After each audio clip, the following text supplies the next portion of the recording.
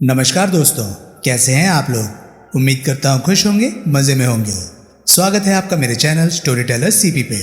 मैं हूँ आपका दोस्त, आपका यार, स्टोरी टेलर सीपी, आपका सूत्रधार। दोस्तों, ऐसे इंटरेस्टिंग कंटेंट्स को पाने के लिए करें मेरे वीडियोस को लाइक और चैनल को सब्सक्राइब। तो चलिए दोस्तों, इसी नोट पर आज की वीडियो शुरू करते हैं। आज की वीडियो में मैं आपको सुनाने वाला हूँ प्यादा नॉवल का पार्ट 3। इसके बाकी के 2 पार्ट्स आप ऑलरेडी सुन चुके होंगे, और अगर आपने नहीं सुने तो उनके लिंक्स आपको ऊपर आई बटन से मिल जाएंगे। तो चलिए दोस्तों, ज़्यादा देरी ना करते हुए शुरू करते हैं प्यादा नॉवल का पार्ट 3। अगली सुबह 10:30 बजे मैंने पटेल नगर थाने सब इंस्पेक्टर जगत सिंह को फ़ोन लगाया। मैं उससे रूबरू मिलना चाहता था, लेकिन तब पता नहीं वो थाने में होता या ना होता। वो थाने में था। थोड़ी हील हुज्जत के बाद मेरी उससे बात करा दी गई। ओह पीडी साहब, वो बोला। सुधीर कोहली, मैं मीठे लहजे में बोला। इंस्पेक्टर देवेंद्र यादव का दोस्त Sudhir Kohli. Name dropper PD साहब। अच्छा जनाब, ऐसे ही सही। क्या चाहते हो? जाहिर है कि कुछ जानना चाहता हूँ। क्या? मकतूल के बैंक अकाउंट में 90 लाख रुपए की क्या स्टोरी है? कैसे जाना? I am a detective, remember. ज़्यादा फूंक ना लो। मकतूल के पिता से जाना। ठीक ठीक। रौनक खुराना को फिलहाल इस बाबत खामोश रहने की हिदायत दी गई थी। मैं खुराना साहब का फ्रेंड हूँ, बतौर पीढ़ी उनके लिए काम कर रहा हूँ। मुझे तो बताना था या नहीं बताना था? नहीं बताना था। बहरहाल जो हुआ सो हुआ। अब तुम्हें हिदायत है, बल्कि हुक्म है कि ये बात आगे किसी के सामने नहीं दोहरानी है। हुक्म है? किसका? सब इंस्पेक्टर जगत सिंह का। बाजरिया sub inspector Jagat Singh, Delhi police का। ये छुपने वाली बात नहीं है कि मकतूल हाल में कभी 90 लाख का मालिक था। है छुपने वाली बात। पुलिस चुप, बैंक चुप, रौनक खुराना चुप, तो है छुपने वाली बात। फिर भी बात उजागर हुई तो इसके लिए मैं, दिल्ली पुलिस, तुम्हें और सिर्फ तुम्हें जिम्मेदार ठहराएगा। जनाब, ये तो आप पीढ़ी का धंधा बिगाड़ने वाली बातें कर रहे हैं। धंधा चमकाने के लिए और भी जरिए हैं, लेकिन इस केस में दिखाई दे तो बात है ना। इस केस में भी दिखाई दे सकते हैं। ऐसा? हाँ, दिखाइए। ये केस सॉल्व हो चुका है। जी? कातिल के रुख से पर्दा उठ चुका है। जी? कातिल के रुख से पर्दा उठ चुका है। सच कह रहे हैं? मैं तुमसे झूठ बोलूँगा? तुम्हें तो मैं अभी ठीक से जानता भी नहीं। इतना तो जानते हैं ना कि मैं आपका सैमी बिरादरी भाई हूँ। क्या हो? सैमी बिरादरी भाई? आपके कितने ही कत्ल के केस इस शहर में ऐसे वाक़या हुए हैं जिन पर से पर्दा आपके खादिम ने उठाया है। यकीन ना हो तो अपना सेंट्रल रिकॉर्ड टटोलिए, इंस्पेक्टर देवेंद्र यादव से दरियाफ्त कीजिए। अब बराए मेहरबानी ये तो बताइए कि कातिल को अगर जाना तो कैसे जाना, कैसे पहचाना? कौन है कातिल? बता दूं? बता दीजिए, नवाजिश होगी। उसका बुकी उसका कातिल है। बुकी? एजेंट, सट्टे का एजेंट, दलाल। लकी खुराना सट्टा लगाता था? हाँ। कमाल है? कोई कमाल नहीं। आजकल ये बड़ा चालू शगल है। अब तो रेस और मटके की तरह सट्टा भी दबा के लगता है। इलेक्शन में नेताओं की हार जीत पर सट्टा लगता है। क्रिकेट, फुटबॉल पर सट्टा लगता है। अभी हाल में बिग बॉस के फाइनल पर 150 करोड़ का सट्टा था। मुंबई के साथ साथ अब तो दिल्ली भी इस कारोबार का गढ़ बना हुआ है। लकी खुराना ने कौन सा सट्टा खेला था? बिग बॉस मोटी रकम राजा चौधरी पर लगाई थी कि वो फाइनल जीतेगा। फाइनल तो आशुतोष कौशिक जीता था। वही तो। रकम क्या थी? 50,000 रुपये। हार गया तो अदा न की। एजेंट जबरन वसूली करने पहुंचा तो कत्ले की नौबत आ गई। मकतूल 50,000 रुपये अदा न कर सका। उस वक्त अदा करने की पोजीशन में नहीं रहा होगा, या मन में बेईमानी आ गई होगी। आई सी। सट्टे का धंधा मुँह जवानी चलता है और विश्वास पर चलता है। सट्टा लगा के लोग बाग मुकरने लगे तो चल लिया धंधा। लकी खुराना को इस बात का एहसास होना चाहिए था। उसे मालूम होना चाहिए था कि मुकरना जानलेवा साबित हो सकता था। आखिर जान देकर समझा तो क्या समझा। ठीक, एक टीवी शो की हार जीत पर लगाने के लिहाज से ये रकम बहुत बड़ी नहीं। लकी जैसे छोकरे ऐसे मामलों में टिप्स पर काम करते हैं। कहीं से टिप मिली होगी कि राजा चौधरी जीतने वाला था। ऊपर से नाम लकी, खेल गया बड़ी रकम का सट्टा। ऊपर से लालच, मैंने मनी मन सोचा। उतावलापन, आसमान छू लेने की जल्दी। एजेंट कौन है? प्रत्यक्ष, मैंने पूछा। बालकिशन ठक्कर नाम है। ट्रेड में बल्ली लॉटरी वाला के नाम से जाना जाता है। लॉटरी वाला? कवर ट्रेड पकड़ा हुआ है। दिखावे के लिए लॉटरी का धंधा करता है। वैसे कंफर्म हो चुका है कि सट्टे का एजेंट है। कहाँ पाया जाता है? हवालात में। आज सुबह गिरफ्तार किया। पहले कहाँ पाया जाता था? लॉटरी के लिए ही सही, कोई ठिया ठिकाना तो उसका बराबर होगा। गफ्फार मार्केट में रूपकमल नाम का एक रेस्टोरेंट है। उसमें एक टेबल स्पेस ली हुई है। रेस्टोरेंट में उसके एक हिस्से में वहाँ ऐसे छोटे मोटे और भी कारोबारी बैठते हैं। बड़ी जगह है, लिहाजा मालिक ने अपनी आमदनी बढ़ाने का ये जरिया निकाल लिया हुआ है। आई सी जनाब, लड़के के गैर मामूली तौर पर हैवी बैंक अकाउंट का जरिया सट्टा ही तो नहीं था? अभी कहना मुश्किल है। हो तो सकता है भाई, होने को क्या नहीं हो सकता। आप जवाब टाल रहे हैं। जवाब मैंने दे दिया है। अभी माकूल जवाब यही है। अभी कहना मुश्किल है। सट्टा एजेंट की बतौर कातिल आइडेंटिटी का पर्दाफाश कैसे हुआ? गिरफ्तारी की नौबत कैसे आई? पुलिस को उसकी खबर कैसे लगी? वो जिस वक्त लकी खुराना के फ्लैट में था तब किसी ने उसको फ़ोन किया था और ऐसा इत्तेफाक हुआ था कि फ़ोन करने वाले अभी लाइन पर ही थे कि उसे दूसरे सिरे पर फायरिंग की आवाज़ सुनाई दी थी। किसी औरत को फ़ोन करने वाली कोई औरत थी? मैंने बोला ऐसा? साफ तो ना बोला, लेकिन फिगर ऑफ स्पीच में बोला। जेंडर ने बुलवाया। हाँ भाई, औरत ही थी। कौन? ये नहीं बताया जा सकता। वजह? उसकी सलामती का सवाल है। वो एक कातिल के खिलाफ विटनेस है। उसकी आइडेंटिटी एक्सपोज होने पर उसका मुंह बंद करने की कोशिश की जा सकती है। उसकी जो कोई भी वो है, पुलिस को खबर कैसे लगी? उसने खुद अपनी खबर दी। उसने फ़ोन पर गोलियां चलने की आवाज़ सुनी थी। बाद में जब उसे लक्की खुराना के कत्ल की खबर लगी तो दो में दो जोड़ लेना उसके लिए कोई मुश्किल काम नहीं था। लिहाजा उसने अपनी फ़ोन कॉल की बाबत पुलिस को इत्तला दी। कत्ल परसों वाक़या हुआ, इत्तला आज दी? पहले भी दी। पहले बतौर गुमनाम कॉलर दी। ओह, तो पुलिस को लाश की बाबत गुमनाम टिप देने वाली, उन्हें लक्की के फ्लैट की तरफ रवाना करने वाली भी वही थी? हाँ। फिर दोबारा कॉल की और अपना परिचय भी दिया? हाँ। ऐसा क्यों? खौफजदा थी, जल्दी कोई फैसला न कर पाई कि उसे अपनी बाबत मुंह खोलना चाहिए था या खामोश रहना चाहिए था। आखिर लक्की की खातिर, इंसाफ की खातिर उसने मुंह खोलना गवारा किया कि उसने लक्की को फ़ोन किया था।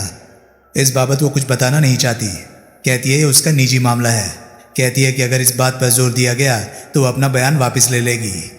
आई सी, लेकिन इतने से ही कि उसने किसी ने फ़ोन पर गोलियां चलने की आवाज़ सुनी थी, आपको कातिल की शिनाख्त हो गई?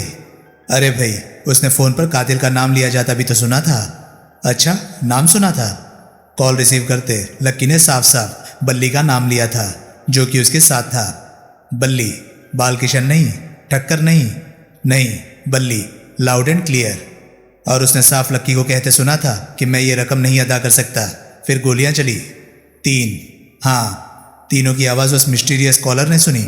हाँ। मर्डर वेपन की बाबत कुछ बताइए। उसकी बाबत मेरा अंदाज़ा सही निकला था कि वो हैवी गन थी। गोली 45 कैलिबर की गन से चलाई गई थी, जो कि सिविलियंस के लिए प्रोहिबिटेड बोर है। गन बरामद हो गई जान पड़ती है? हाँ, बरामद हो गई। कहाँ से? उसने जवाब न दिया। अब बस करो, फिर एकाएक बोला, मुझे और भी काम है। लाइन कट गई।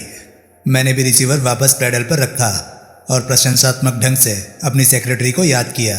कितना दुरुस्त कहा था उसने कि किसी की 1 रुपये की इन्वेस्टमेंट से पुलिस को कातिल का पता लग जाता था। चैप्टर 2। अगले रोज बमे तस्वीर, कातिल की गिरफ्तारी की खबर अखबारों में छपी। बालकिशन ठक्कर उर्फ बल्ली की वो तस्वीर उस वक्त की थी जब मेट्रोपॉलिटन मजिस्ट्रेट के सामने पेश किए जाने के लिए उसे अदालत में लाया जा रहा था। तस्वीर से वो उसमें कोई 50 साल का टकसाली सिक्के जैसी चौकस तंदुरुस्ती वाला शख्स जान पड़ता था और उसकी सूरत से बेबसी झलकती जान पड़ती थी। न्यूज़ के मुताबिक उसकी ज़मानत की अर्जी मजिस्ट्रेट ने खारिज कर दी थी और पुलिस की उसके 4 दिन के रिमांड की अर्जी कबूल कर ली थी। शाम तक मुझे रौनक खुराना का फ़ोन आ गया।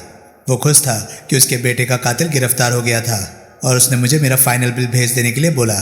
मैंने कहने की कोशिश की कि मैंने तो असल में कुछ नहीं किया था, मैं कुछ भी नहीं कर पाया था, जो कि उसने ना सुना और आखिर में ये कहकर फ़ोन बंद कर दिया कि उसे बड़ा मान था कि उसका सुधीर कोहली जैसा काइंड और कंसिडरेट फ्रेंड था और अगर मैं फाइनल बिल नहीं भेजना चाहता था तो मैं डाउन पेमेंट को ही फाइनल पेमेंट मानकर केस क्लोज कर दूं।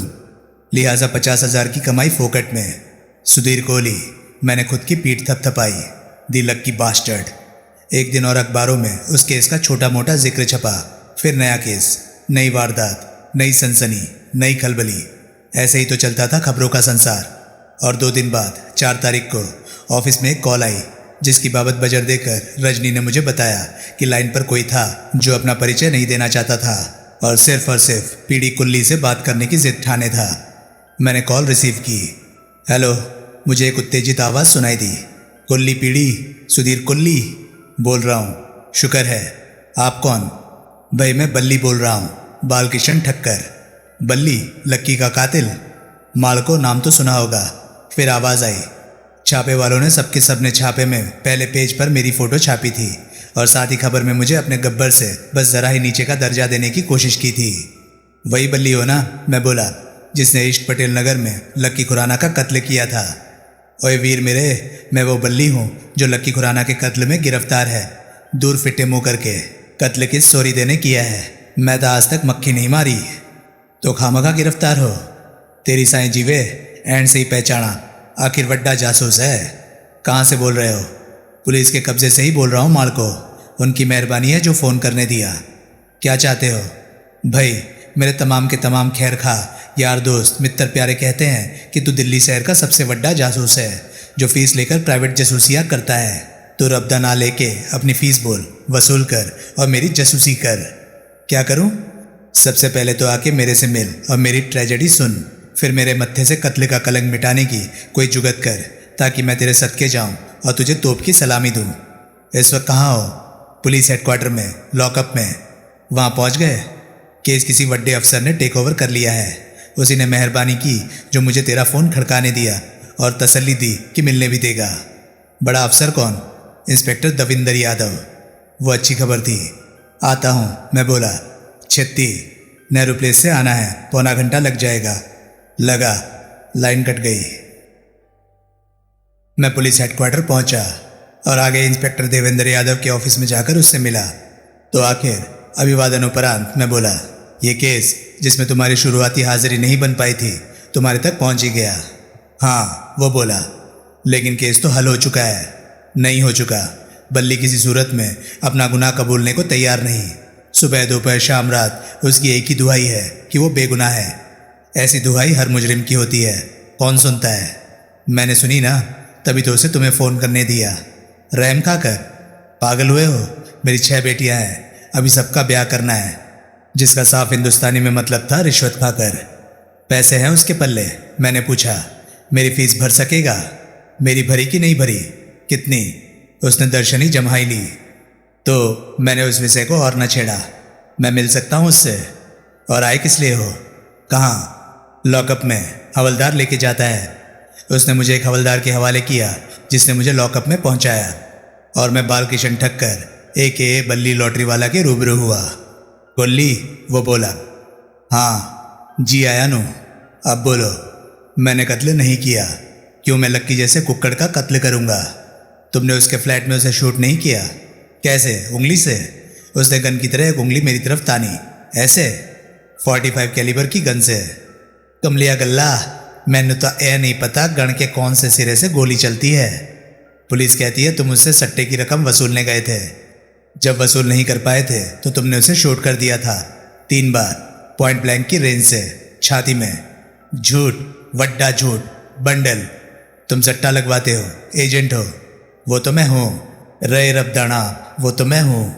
पर मेरी मत मारी है जो मैं अपने कस्टमर का खून करूँगा। कोई एजेंट ऐसे खून खराबे करने लग जाए तो हर चौथे दिन खून करता दिखाई दे। ऐसे कहीं होता है? ऐसे कहीं धंधा चलता है? मैं वही कह रहा हूँ जो पुलिस कहती है। गलत कहती है, नाजायज़ कहती है। कुल्ली, मैंने कभी मक्खी नहीं मारी। मेरे से क्या चाहते हो? पहले तो यही चाहता हूँ मालको कि मेरे ऊपर यकीन करो। यकीन करोगे तो आगे कुछ करोगे। यकीन ही नहीं करोगे तो कैसे आगे कोई हिलडुल होगी? ओके, किया। क्या? यकीन। तेरे साईं जीवे, अब मुझे यहाँ से आज़ाद कराओ। क्या कहने? ओए, उन्हें नहीं। जब तू मुझे बेगुनाह साबित कर दिखाएगा तब। ये तुम्हें आसान काम लगता है? नहीं, मुश्किल काम है। पर तू वड्डा जासूस है। धाक है तेरी दिल्ली शहर में और आसपास 100 कोस तक। तू कर सकता है। तू नहीं कर सकता तो कोई नहीं कर सकता। तू हाथ खड़े कर देगा तो मैं भी नहीं, तू हाथ नहीं खड़े करेगा। तू वड्डा जासूस है। कुल्ली, साबित करके दिखाएगा कि जितना वड्डा तू मुझे बताया गया है तो उससे कहीं ज़्यादा वड्डा जासूस है। नहीं? तुम्हें एक बात मालूम है? केड़ी? जिस शख्स के कत्ल का इल्ज़ाम तुम्हारे सिर पर है वो मेरे करीबी दोस्त का बेटा था।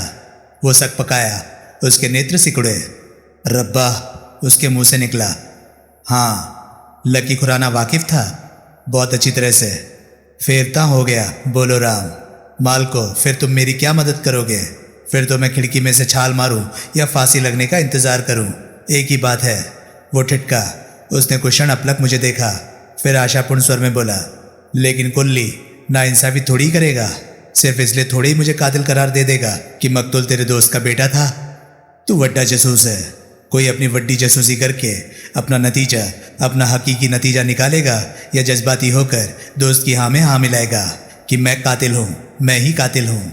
ऐसा तो मैं नहीं करूँगा। तेरा साईं जीवे, तभी तो आते ही तूने कहा मेरा यकीन करेगा।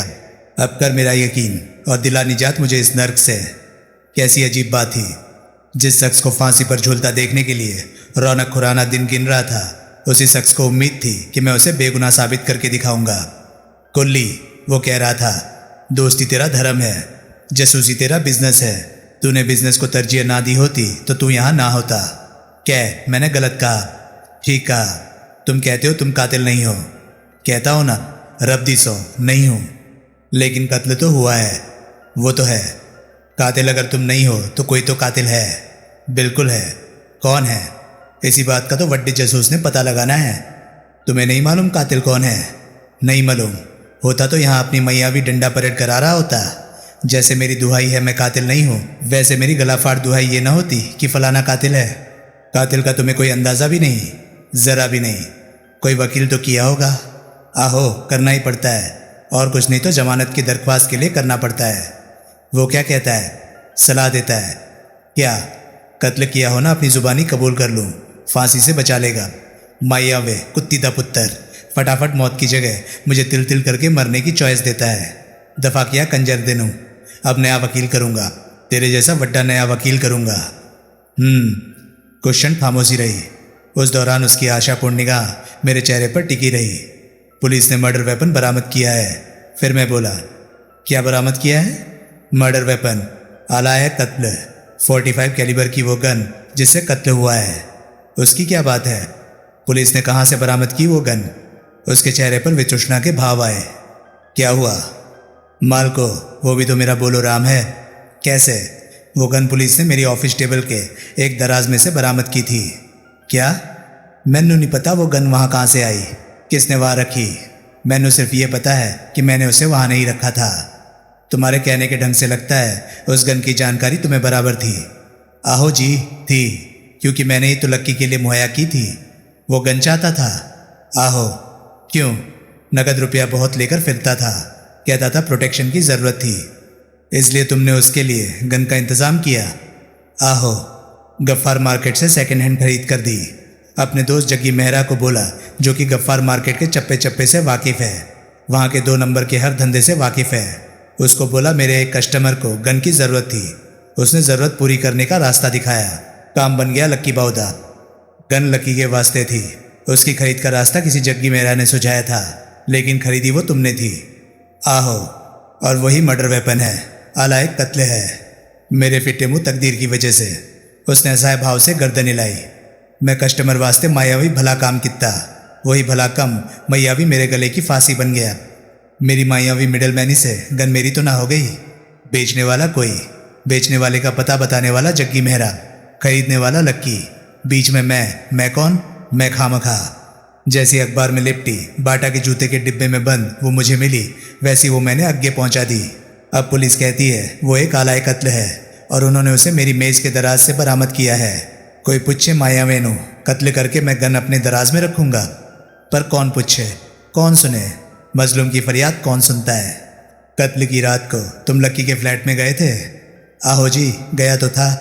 आधी रात को? जैसा उसने बोला वैसा मैं किता। उसने आधी रात को आने को बोला था? आहो। कोई वजह बताई थी? नहीं, न मैंने पूछी थी, लेकिन मेरे ख्याल से उस घड़ी से पहले खुद वही फ्लैट पर नहीं था। जाके क्या किया? क्या किया? राम सत की, रुपए काबू में कित्ते और चला आया। उसने तुम्हें 50,000 रुपये अदा किए? बिल्कुल, नगद टिकाए, हमेशा की तरह। हजार के 50 कड़ के नोट थे। सट्टा अक्सर खेलता था? अक्सर तो नहीं, पर खेलता ही था। हमेशा बड़े दाव, मर्जी का मालिक था। कभी वड्डे खेलता था, कभी छोटी मोटी रकम लगाता था। वैसे बिग बॉस पर लगाई रकम उसके रिकॉर्ड की सबसे वड्डी थी। जीतता था बहुत कम, हमेशा हारता था तकरीबन। एजेंट के काम का कस्टमर ऐसा ही होता है, जो जीते कभी कभार हारे अक्सर। बिल्कुल। हुण मालिको खुद ही सोचो, मेरी बिल्कुल हिम्मत मारी गई थी जो मैं ऐसे सोने का अंडा देने वाली मुर्गी हलाल करता। फ़ोन कॉल की क्या कहते हो? फ़ोन कॉल व मालिको पुलिस वालों की मर्जी पर मुनहसर है, वो करने देंगे तो करूँगा, नहीं तो। मैं किसी और फ़ोन कॉल की बात कर रहा हूँ। और केड़ी? जो लक्की ने अपने कत्ल के वक्त रिसीव की थी, जब तुम उसके साथ उसके फ्लैट में थे, तब उसका फ़ोन लैंडलाइन बजा था ना? बजा तो था। उसने कॉल रिसीव की थी? आहो, रिसीव भी की थी, तुम्हारे सामने। और क्या, घंटी बजने पर मैंने बाहर निकाल देता। उस कॉल की बाबत तुम्हें कुछ मालूम है क्या? उसके नेत्र सिकुड़े। क्या मालूम होना चाहिए? कॉल करने वाले ने लक्की को कहते सुना था, मैं रकम नहीं अदा कर सकता। इस जवाब के फौरन बाद उसने फायरिंग की आवाज़ सुनी थी। तुम खुद कबूल करते हो कि उस घड़ी तुम्हारे सिवाय कोई वहाँ मौजूद नहीं था और तुम ही वो शख्स थे जिसका कि वो देनदार था। इन तमाम बातों का क्या मतलब निकलता है? उसके हाथ पांव ढीले पड़ गए। कई क्षण उसकी निगाह मेरे सिर के पीछे कहीं सुनने में टिकी रही। हाय ओ मेरे रब्बा! फिर उसने विलाप सा किया। क्यों कोई मेरा मक्कू ठोकने को आमादा है? मैं खामोश रहा। माल को उसने मेरी रकम मुझे अदा की थी, दूध से धोके अदा की थी। रकम अदा ना कर सकने वाली कोई बात नहीं हुई थी। वहाँ कोई गोली नहीं चली थी। मेरा मतलब है, मेरी मौजूदगी में वहाँ कोई गोली नहीं चली थी। मैं रकम लेने गया था, रकम मैंने ली थी और चला आया था, बस। मैं उसे कैसे समझाता कि उसकी बात पर कोई बच्चा भी यकीन नहीं करने वाला था। गन के बारे में और बताओ, मैं बोला। जवाब में उसने वही कुछ दोहराया जो पहले कहा था। उस जानकारी में कोई इजाफा उसने किया तो ये किया कि गन 40,000 रुपये में खरीदी गई थी। ऐसे गन 2.25 लाख की आती है। मैं बोला, नहीं हो मालिको, ता लाइसेंस शुदा गन शॉप से खरीदी गई हो, ता सेकेंड हैंड की कीमत भी 40,000। हुण जो है सो है। लकी के पास लाइसेंस था। लाइसेंस? गन रखने का परमिट, इजाज़त, जो डीसीपी लाइसेंसिंग इशू करता है। उसकी तो मालिको मुझे खबर नहीं। कहाँ से होगा? लकी को गन रखने का लाइसेंस कौन इशू करेगा? तो नहीं होगा। बिना लाइसेंस गन रखने का मतलब समझते हो? उसने उस बात पर गौर किया। ये फिर आश्वासन रहित स्वर में बोला, उसकी प्रॉब्लम थी, उसे ऐसा गैरकानूनी काम नहीं करना चाहिए था। Pot calling the cattle black. क्या? बिना लाइसेंस गन रखना गैरकानूनी? ब्लैक मार्केट से चोरी की गन खरीदना गैरकानूनी? चोरी की? 2.25 लाख की गन 40,000 में मिली तो चोरी की तो होगी। मैं ये बातें नहीं समझता। जिसने वो राह दिखाई वो तो समझता था। जग्गी मेहरा? हाँ। वो खामोश हो गया। मुझे तो लगता है बेचने वाला ही वो था। तुम्हें महज डिलीवरी कहीं और से हासिल हुई थी। वो हड़बड़ाया। उसके चेहरे पर चिंता के भाव आए। और सट्टे को क्या कहते हो? कानूनी धंधा? कुल्ली, वो झल्लाया। मैंने तेरे से कैरेक्टर सर्टिफिकेट नहीं चाहिए, जासूसी इमदाद चाहिए।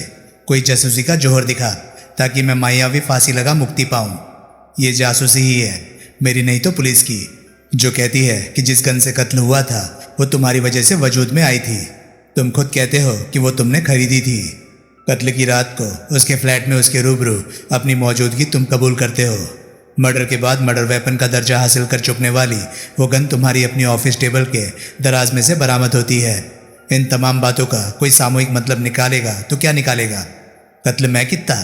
हाँ, पर मैं तो नहीं कितना, इसलिए तमाली को फरियादी की मेरी फरियाद पर यहाँ हो। तुमने नहीं किया तो किसने किया? मैंने नहीं पता। पता होता तो मैं गिरफ्तार होता, हवालात में बंद होता, 4 दिन से खज्जल खुआर हो रहा होता, गरज गरज कर उसकी माँ की बहन की कर करके कातिल का नाम ना ले रहा होता। अपना कोई अंदाज़ा बताओ। हो तो बताऊं। मालको, जग्गी मेहरा से बात करो, जिसकी बाबत तुमने ये नई बात सुझाई है कि गन बेचने वाला वही था, मैच डिलीवरी कहीं और से हासिल हुई थी। है कौन वो? रूप कमल में मेरा पड़ोसी है, वहाँ मेरी टेबल के नाल उसकी टेबल है। कुल्ली, समझा कुछ? रूप कमल में मेरी टेबल के बाजू में उसकी टेबल है। गन उसने तुम्हारी टेबल के दराज में प्लांट की हो सकती है। मैं यही सोच रहा हूँ, सच पूछे थे। शक्ल क्या है उसका? कि काम क्या करता है? जैसे तुम सट्टा एजेंट हो और रूप कमल में एक टेबल स्पेस लेकर अपना धंधा कंडक्ट करते हो, वैसे वो क्या है? वो एक प्राइवेट फाइनेंसर का सब एजेंट है और स्मगलिंग के चाइनीज माल का कमीशन एजेंट है। काफ़ी गुणी आदमी हुआ, इसलिए गन दिलवा सका। आहो यार, वो लक्की का कातिल हो सकता है? ऐसा है ता माल को पता लगाओ, साबित करके दिखाओ। ये मेरे सवाल का जवाब नहीं। माल को, अब मैं खामखा कैसे कह दूं कि वो कातिल हो सकता है? तुम्हारी उससे कोई रंजिश? कोई नहीं। उसकी तुम्हारे से? यार खफा तो है। वजह? सट्टे के 2-3 मोटे दाव उल्टे पड़ गए।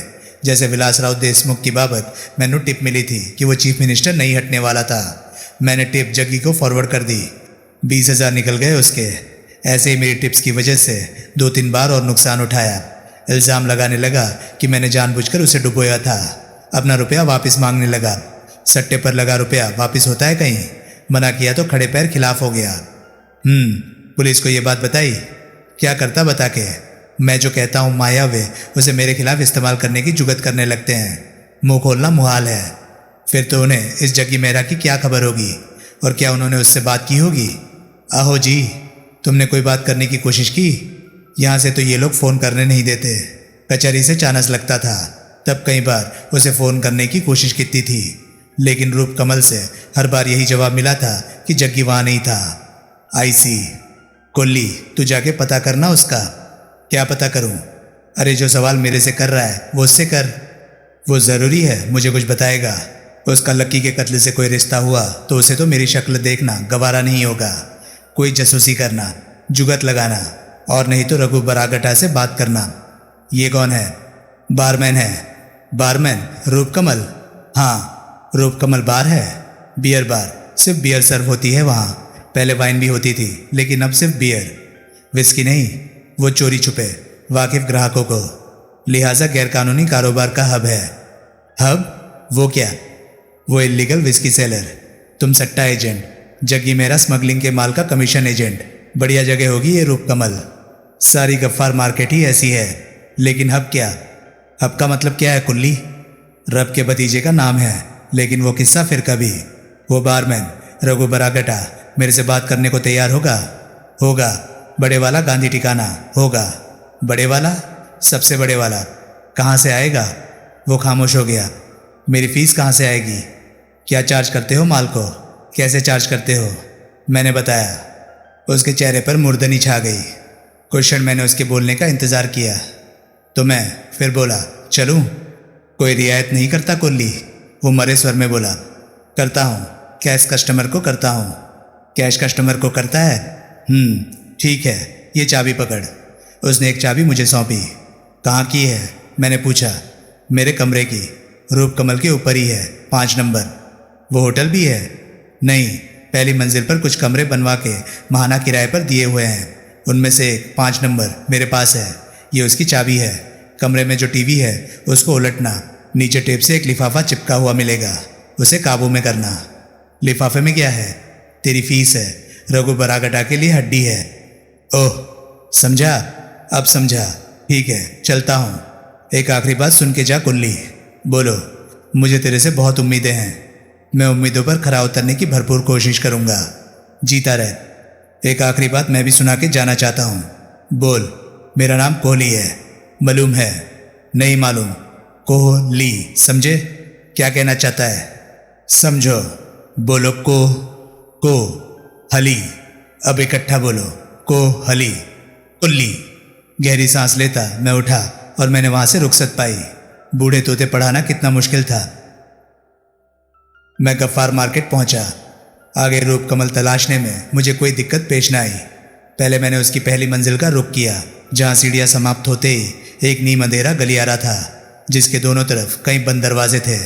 मैंने गलियारे में कदम डाला और जाकर उस बंद दरवाजे के सामने खड़ा हुआ, जिस पर पेंट से 5 नंबर लिखा हुआ था। बल्ली से हासिल हुई चाबी मैंने ताले में फिराई तो ताला निशब्द खुला। मैंने भीतर कदम रखा, अपने पीछे दरवाज़ा बंद किया और स्विच बोर्ड तलाश करके वहाँ की लाइट ऑन की, और फिर टीवी के तले पर से टेप से चस्पा लिफाफा बरामद किया। लिफाफे में हजार के इतने नए, इतने करारे 50 नोट मौजूद थे कि एक बारगी तो मुझे उनके नकली होने का शक हुआ। मैंने नोटों को जेब के हवाले किया।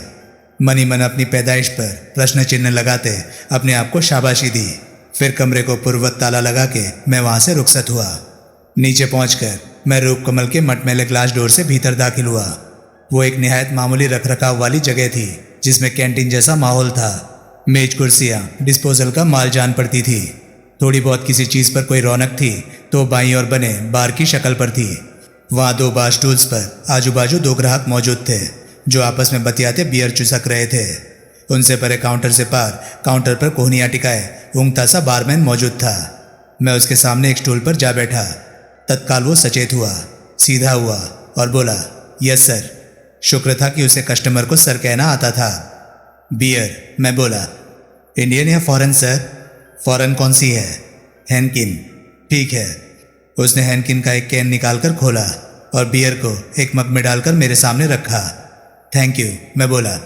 उसने मुस्कुराकर सिर नवाकर मेरा थैंक यू कबूल किया। रघु, वो सक पकाया। रघु बरागटा तुम्हारा नाम है? है तो सही, क्यों पूछ रहे हैं? बल्ली ने भेजा है, बल्ली लॉटरी वाला, बालकिशन ठक्कर। उसने नए सिरे से मेरा मुआयना किया। ओह, फिर बोला, वकील हो? बुरी हुई बेचारे के साथ। हाँ, मालूम है ना वो गिरफ्तार है। हाँ, अखबार पढ़कर खबर लगी, कत्ल के इल्ज़ाम में। अखबार में यही छपा है। वो यहाँ से ऑपरेट करता था। हाँ, कहाँ है उसकी सीट? उसने हॉल के पिछले हिस्से की तरफ संकेत किया, जहाँ एक दीवार से दीवार तक की एक ग्लास पार्टीशन थी, जिसके पीछे एक कतार में मेज़ कुर्सियाँ लगी थी। दाईं ओर की एक टेबल की तरफ उसने इशारा किया। उसके साथ की टेबल, मैं बोला। जग्गी मेहरा की होगी? हाँ। जग्गी तो दिखाई नहीं दे रहा। आया नहीं या आके कहीं चला गया? आया नहीं। कल आया था? नहीं, 3-4 दिन से नहीं आ रहा। वजह मुझे कैसे मालूम होगी? सोचा शायद तुम्हें मालूम हो। नहीं, नहीं मालूम। पुलिस का फेरा लगा यहाँ? अखबार में सब छपा है। यार, मैं अखबार नहीं पढ़ रहा, बात कर रहा हूँ। फेरा लगा था, तभी तो उन्होंने बल्ली की टेबल के दराज से गन बरामद की थी। और क्या किया था? और तो कुछ नहीं किया था। तुमसे बात की थी? की थी, लेकिन उनके हर सवाल का मेरा एक ही जवाब था, कुछ नहीं मालूम था। जग्गी से? वो तो यहाँ था ही नहीं। तब भी अभी उसने आना नहीं शुरू किया था? हाँ। कहाँ होगा? घर पर होगा, क्योंकि बीमार होगा। कहाँ रहता है? न्यू राजेंद्र नगर। वहाँ कहाँ? अहिल्या भवन, आर ब्लॉक, सरकारी स्कूल के पास, 2nd फ्लोर। पुलिस ने वहाँ का भी फेरा लगाया होगा। मुझे इस बारे में कुछ नहीं मालूम। यहाँ टेबल स्पेस किराए पर मिलती है? हाँ। क्या चार्ज होता है? 2000 रुपये महीना। खाली एक मेज कुर्सी लगाने का किराया ज़्यादा नहीं, कम है, इसलिए कोई ठिया छोड़ता नहीं। आगे डबल चार्ज होगा। जग्गी की बाबत पुलिस ने तुमसे कुछ पूछा था? बस यही पूछा था, कब से नहीं आ रहा था और कहाँ रहता था। मैंने बता दिया था। तुम्हारे से क्या पूछा था? ज़्यादातर तो गन की बाबत ही पूछा था। क्या? वो रूप कमल में क्यों थी? मुझे समझाना पड़ा था कि रूप कमल में नहीं थी, वहाँ ग्लास पार्टीशन के पीछे के ऑफिस नुमा हिस्से में थी, जिससे रेस्टोरेंट का कुछ लेना देना नहीं था। गन बल्ली की टेबल के दराज में कैसे पहुँच गई? उसी ने रखी होगी, और कैसे पहुँचेगी? वो कहता है उसने नहीं रखी थी। झूठ बोलता होगा। सच बोलता हो तो मुझे क्या पता? मैं फिर कहता हूँ, मेरा उस हिस्से से कोई वास्ता नहीं। वास्ता ना सही, दोनों जगह है तो एक ही छत के नीचे। ये जगह कोई ज़्यादा बिजी तो रहती नहीं, गाय बगाए उधर निगाह तो उठती होगी। हाँ, वो तो है। कभी किसी अनजान आदमी को बल्ली की टेबल के गिर्द मंडराते देखा? यहाँ हर तरह के लोग आते हैं, मैं सबको थोड़ी ही पहचानता हूँ, सबकी तरफ थोड़ी ही ध्यान दे सकता हूँ। एंट्री तो एक ही है, दाखिल होते हैं तो पता लगता है कि किधर जाएंगे, रेस्टोरेंट में बैठेंगे या ऑफिस टेबल की तरफ जाएंगे। इतना ध्यान तो कोई सिक्योरिटी वाला नहीं रख सकता। बारमैन कैसे रखेगा? अच्छी स्पीच दी, लेकिन मतलब क्या हुआ इसका? क्या हुआ? ये कि कोई भी बल्ली की टेबल के दराज में गन प्लांट कर गया हो सकता था। हाँ, बल्ली ने जब तुम्हारा जिक्र किया था तो तुम्हारी फितरत भी बयान की थी। फितरत? गांधी बाबा के दर्शनों के बिना तुम कोई काम नहीं करते, किसी काम नहीं आते। मतलब? तुम्हें खूब मालूम है। दर्शन मैं तुम्हें कराऊं तो बोलोगे जग्गी मेहरा कहाँ मिलेगा? दर्शन? मैंने 1000 का एक नोट निकाल कर काउंटर पर रखा। उसकी आंखों में लालच की चमक आई।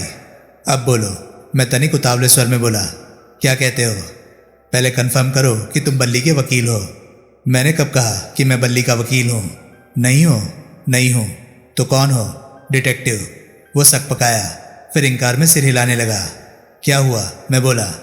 तुम डिटेक्टिव नहीं हो। डिटेक्टिव कहीं गांधी ऑफर करते हैं? प्राइवेट? क्या मतलब?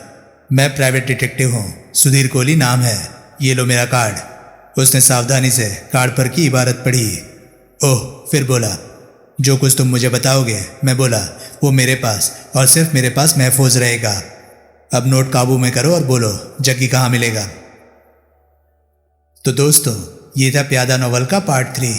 ये पार्ट आपको कैसा लगा प्लीज़ कमेंट सेक्शन में अपनी राय मुझे ज़रूर बताएं।